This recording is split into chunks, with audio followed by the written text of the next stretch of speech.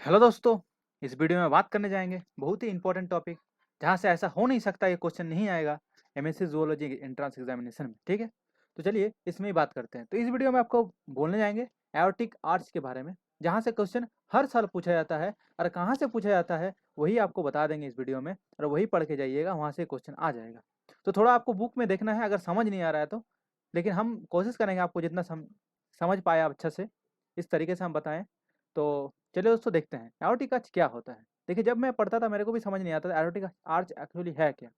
आपको पता होगा कि जो हार्ट होता है, हार्ट के बाद आपका जो एओर्टा निकलता है, एओर्टा मतलब जहाँ से लेफ्ट वेंट्रिकल के पास से आपका जो ऑक्सीजनेटेड ब्लड निकलता है, तो वो जो आर्टरीज रहता है उसको एओर्टा बोलता है। तो एओर्टा से निकलता है जो आर्चेस मतलब ब्रांचेस, उसको एओर्टिक आर्च बोलता है। तो वो कैसे आता है, क्योंकि ड्यूरिंग डेवलपमेंट स्टेजेस में आपका जो प्रिमिटिव होता है वो अलग होता है, और डेवलपमेंट होने के बाद आपका जो ब्रांचेस होता है थोड़ा अलग हो जाता है।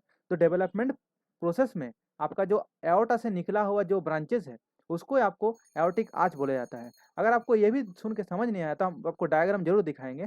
तो एओर्टिक आर्च को आपको जो ज़्यादातर क्वेश्चन पूछा जाता है वो है आपका कौन सा ऑर्गेनिज्म में कितना पेयर्स ऑफ एओर्टिक आर्च मिलता है, और कौन कौन सा एओर्टिक आर्च डिसअपियर रहता है, कौन सा अपीयर रहता है। बस यही क्वेश्चन आपको पूछा जाएगा और आपको अटेंड करके आना है। ठीक है, तो आपको यहाँ पर याद रखना है कि some ostracoderm had 10 pairs of branchial arches and 10 pairs of aortic arches. ठीक है, लैम्प्रेस लैम्प्रेस में 8 पेयर ऑफ रहता है, हैगफिश में 15 पेयर्स ऑफ रहता है, एंड सब शार्क 10 to 12 पेयर ऑफ आपका एओर्टिक आर्च रहता है। लेकिन ये आपका प्रिमिटिव टाइप जितना भी ऑर्गेनिज्म में है, जो आपका डेवलपमेंट मतलब जो आपका अर्लियर कॉर्डेट है उसमें। ठीक है, लेकिन आप लोग को बेसिक जो पता करना है कि जितना भी मेजोरिटिव कॉर्डेट्स है उसको एज ए 6 पेयर्स को कंडीशन माना गया है कि 6 पेयर जो होगा वो आपका बेसिक पैटर्न है आपका एओर्टिक आर्च का। ठीक है, तो आपको डायग्राम से समझा देंगे कि पहले डायग्राम से समझ लीजिए, फिर आपको बोल देंगे इंपॉर्टेंट पॉइंट क्या है। तो ये आप डायग्राम दे सकते हैं एओर्टिक आर्च का। इसका मतलब क्या है, ये क्या चीज़ है। तो नीचे वाला ये ऑप्शन जो आपको दिख रहा है यहाँ से, ये देख सकते हैं यहाँ पर लिखा है मीडियन डोर्सल एओर्टा। ठीक है, ये आपको यहाँ पर जो लिखा है ये वेंट्रल एओर्टा। तो इसके नीचे ये वेंट्रल जो एओर्टा है, यहाँ पर पहला जो बेसिक पैटर्न दिखा रहे हैं आपको, इसके यहाँ से हार्ट अटैच रहता है, लेफ्ट वेंट्रिकल से जो आपको एओर्टा निकलता है यहाँ से अटैच रहता है। ठीक है, तो यहाँ से ब्लड पंप होता है, अब पंप होकर आपका बॉडी में सर्कुलेट करता है। बॉडी में कौन कौन सा पार्ट में ब्लड जाएगा वो डिपेंड करता है आपका एओर्टिक आर्च के ऊपर कि एओर्टिक आर्च का डेवलपमेंट कैसे हो रहा है। बस यही आप देख सकते हैं कि यहाँ से हार्ट, या इमेजिन कर सकते हैं यहाँ पर हार्ट है, और हार्ट से वेंट्रल एओर्टा यहाँ पर अटैच्ड है, और जितना भी आपका ये वाला जो देख रहे हैं ऑप्शन वाला, ये आपका डोर्सल एओर्टा है। डोर्सल एओर्टा मतलब ये लेटरल एओर्टा है, यहाँ से ये कनेक्टेड है आपका मीडियन डोर्सल एओर्टा।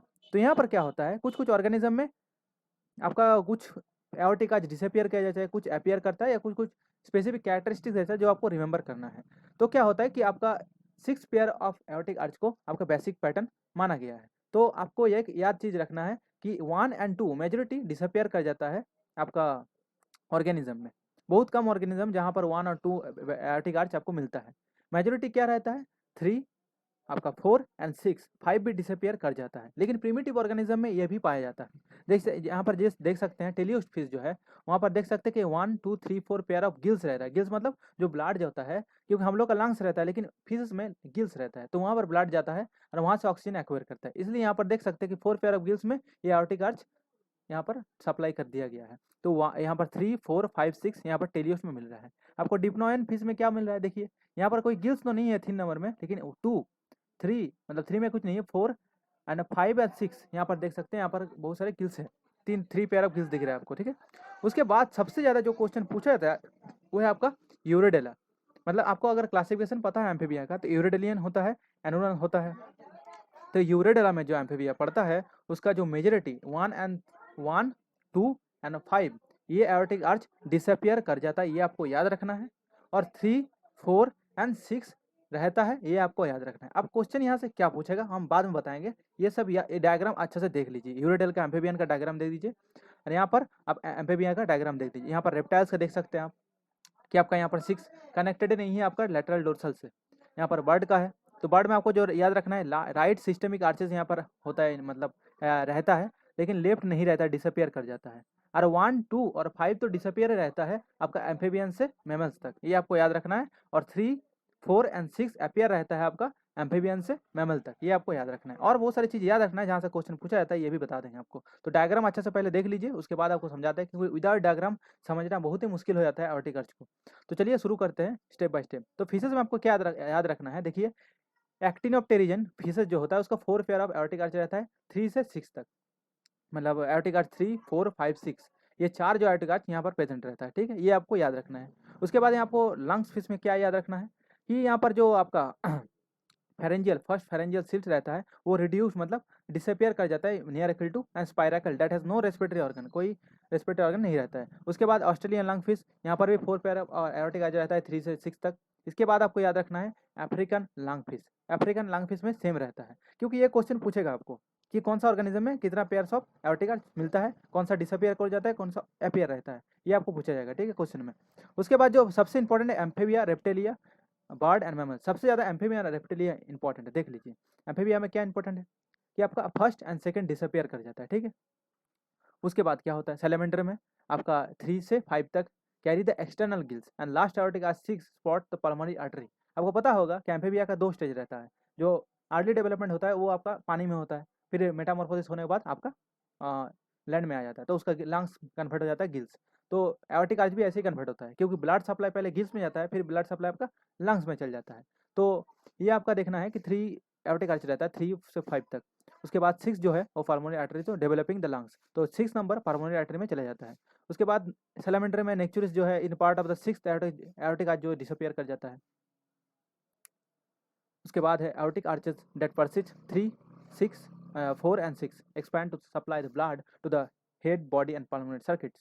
ये 3 इंपॉर्टेंट चीज़ है, आपको याद रखना है। उससे ज़्यादा जो इंपॉर्टेंट, बहुत ही इंपॉर्टेंट है, वो आपका lateral dorsal aorta between the 3 and 4 aortic arches forced vascular connections, that is ductus caroticus. ये आपको याद रखना है, और ये कहाँ मिलता है ये भी दिखाएंगे डायग्राम में आपको। उसके बाद 6 एओर्टिक आर्चेस फॉर्म द पाल्मोक्यूटिनियस। आपको पता होगा कि फ्रॉग जो होता है वो क्यूटिनियस रेस्पिरेशन दिखाता है, मतलब स्किन के थ्रू रेस्पिरेशन करता है, तो वहाँ पर भी ब्लड सप्लाई जाता है फ्रॉग के एम्फीबिया में। तो इसलिए आपका जो यहाँ पर कनेक्शन रहता है वो एक मतलब टर्मिनल पोजीशन में, जब आप डायग्राम से दिखाएंगे तो आपको समझ आएगा कि डक्टस आर्टेरियस बोल के एक पार्ट रहता है, जो बहुत ही इंपॉर्टेंट क्वेश्चन, मतलब एग्जाम पॉइंट ऑफ व्यू से क्वेश्चन बहुत पूछा जाता है। Ductus arteriosus and ductus caroticus. Ductus arteriosus को डक्टस और बोटाली भी बोला जाता है, इसलिए बोलते वीडियो फुल देखिएगा, नहीं तो भूल जाइएगा सब, क्योंकि हमें यहाँ पर लिखे नहीं है। डक्टस और बोटाली भी बोला जाता है डक्टस आर्टेरियस को। तो चलिए डायग्राम में जाते हैं।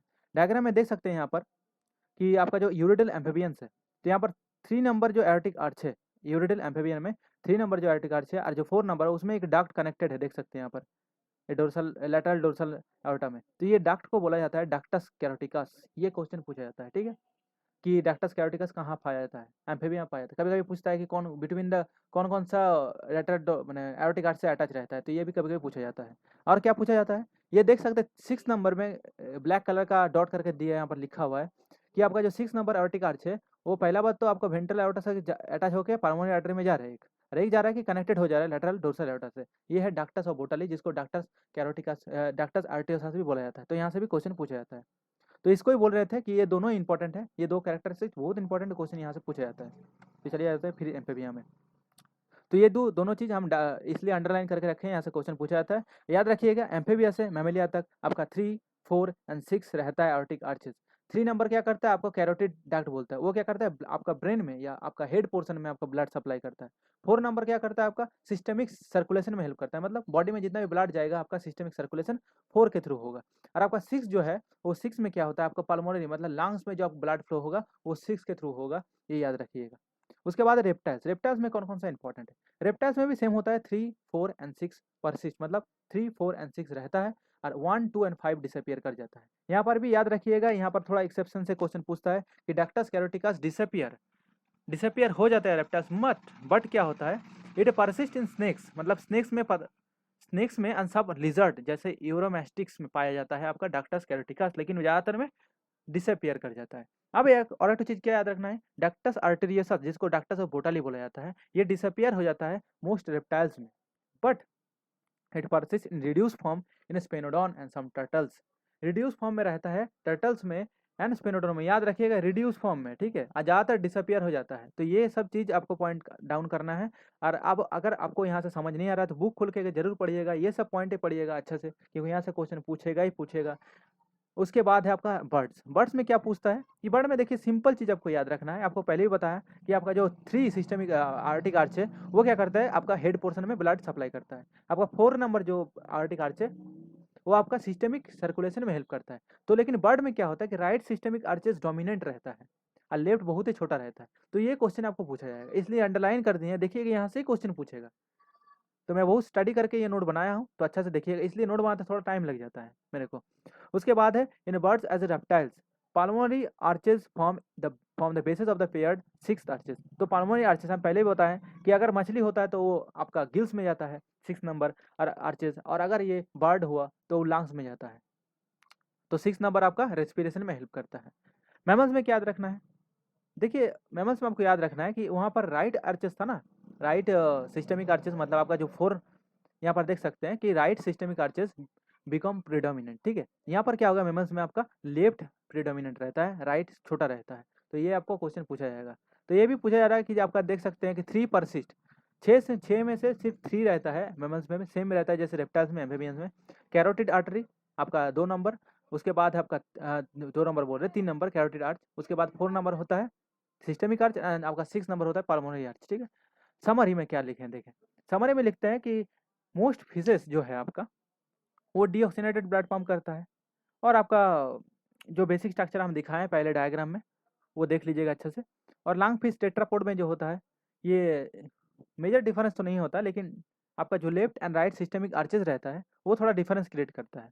तो प्रीडोमिनेंट रहता है राइट सिस्टमिक आर्च जो है आपका बर्ड में प्रीडोमिनेंट रहता है, और लेफ्ट सिस्टमिक आर्चेज जो होता है मेमल में प्रीडोमिनेंट रहता है।